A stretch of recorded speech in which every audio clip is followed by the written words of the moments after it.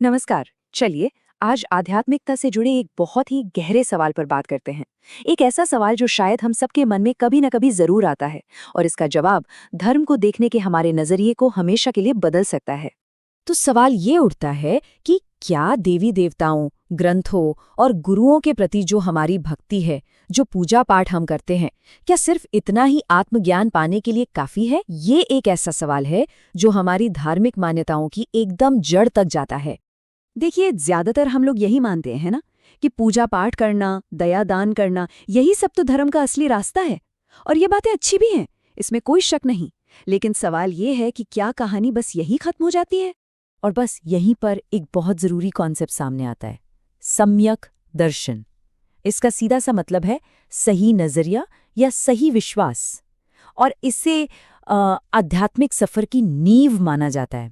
तो ये सम्यक दर्शन आखिर है क्या? इसका मतलब है अपनी ही आत्मा पर, अपने असल स्वरूप पर सच्चा विश्वास और उसका अनुभव करना। यहाँ ध्यान देने वाली बात यह है कि ये किसी बाहरी चीज पर विश्वास करने के बारे में नहीं है। ये एक अंदर का, एक बहुत ही पर्सनल एक्सपीरियंस है। और इस बारे में एक बहुत ही गहरी बात कही गई है। सर्वज्ञ कहते हैं कि सिर्फ हमारे शास्त्रों में आस्था रख लेना ही सम्यक दर्शन नहीं है। असली चीज तो अपनी आत्मा के आमने सामने होना, उस पर यकीन करना और उसे महसूस करना है। बस वही सम्यक दर्शन है। अब इस पूरे आइडिया को और भी गहराई से समझने के लिए इसे दो रास्तों में बांटा गया है, निश्चय और व्यवहार। और सच कहूं तो ज्यादातर कंफ्यूजन इन्हीं दोनों को लेकर होता है। तो चलिए आज इस गुत्थी को सुलझाते हैं। जैसा हम यहाँ देख सकते हैं, एक तरफ है निश्चय, यानी आत्मा का सच्चा भीतरी अनुभव। ये असल में मंजिल है, हमारा असली लक्ष्य। और दूसरी तरफ है व्यवहार, मतलब पूजा, भक्ति, दान जैसे बाहरी काम। इन्हें मंजिल तक पहुंचने का एक साधन माना जा सकता है। लेकिन सबसे जरूरी बात यह है कि अगर निश्चय नहीं है तो व्यवहार सिर्फ एक खाली दिखावा बनकर रह जाता है। और यही इस पूरी चर्चा का सार है। अगर आत्मा का वो अंदरूनी अनुभव, वो एहसास गायब है, तो हमारे सारे बाहरी धार्मिक काम, चाहे वो देखने में कितने ही अच्छे क्यों न लगें, उन्हें व्यवहाराभास कहा जाता है। मतलब धर्म के रास्ते का सिर्फ एक भ्रम, एक छलावा, असली रास्ता नहीं। अब ये सुनने में शायद थोड़ा मुश्किल लग रहा हो, है ना? लेकिन इसे समझाने के लिए कुछ बहुत ही कमाल के, बहुत ही आसान से उदाहरण दिए गए हैं। आइए उन्हें देखते हैं। पहला उदाहरण है केले का। सोचिए, केले का छिलका, जो हमारे बाहरी कामों यानी व्यवहार की तरह है, उसकी इज्जत या कीमत तभी तक है जब तक वो फल के साथ जुड़ा हुआ है। और जैसे ही हम फल को छिलके से अलग करते हैं, उस छिलके का क्या होता है? उसे फेंक दिया जाता है। क्योंकि असली कीमत को फल की है, यानी हमारे अंदर के अनुभव की, जो निश्चय है। उसके बिना बाहर के सारे काम उस फेंके हुए छिलके जैसे ही हैं। गहने और डिब्बे का उदाहरण तो इसे और भी साफ कर देता है। हमारा जो अंदर का अनुभव है, निश्चय, वो उस कीमती हीरे की तरह है, और बाहर के जो कर्म है, व्यवहार, वो उस डिब्बे की तरह हैं।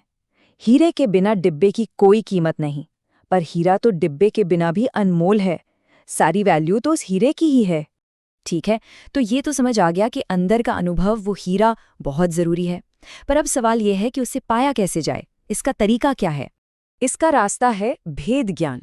अब ये बड़ा भारी शब्द लग सकता है, पर इसका मतलब बहुत सीधा है। इसका मतलब है ये जानना, ये समझना कि मैं जो इन सब चीज़ों को देख और जान रहा है, वो उन चीज़ों से अलग है जिन्हें मैं जान रहा हूँ। जैसे कि मेरे विचार, मेरी भावनाएं, ये सब मुझसे अलग है। इसे ऐसे सोच सकते हैं, मन में उठने वाले विचार और भावनाएं, ये सब आसमान में आते जाते बादलों की तरह हैं। वो आते हैं और चले जाते हैं। लेकिन जो असल मैं है, वो तो उस आसमान की तरह है जिसमें ये बादल दिखाई दे रहे हैं। वो चेतना जो इन सबको बस देख रही है, जान रही है। तो इसकी प्रैक्टिस कैसे की जाए?